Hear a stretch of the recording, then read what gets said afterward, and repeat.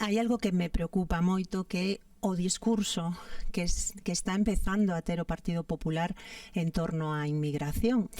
Digo isto porque que a mecha do odio é moi fácil de prender, pero é moi difícil de apagar. Creo que a nosa obriga ética, moral e humana, non que isto sea unha cuestión de humanidade, e darlle unha acollida a esas persoas que están fuxindo de situacións durísimas e que desde logo non podemos mirar para outro lado. E preocúpame ademais que se criminalice a un sector pois tan sensible como son os menores. E a mí me gustaría que en vez de ver os rifirrafes, o que viramos é a un goberno que di o primeiro son esas persoas e vamos non só a acollelas, sino que vamos a garantizar que podan recuperar as súas vidas, porque ninguén quere fuxir do seu país, ninguén quere coller unha balsa e ter que poñer en risco a súa vida para poñerse a salvo. Son situacións extremas e creo que cando perdemos ese mínimo de humanidade estamos situándonos no lado equivocado disto.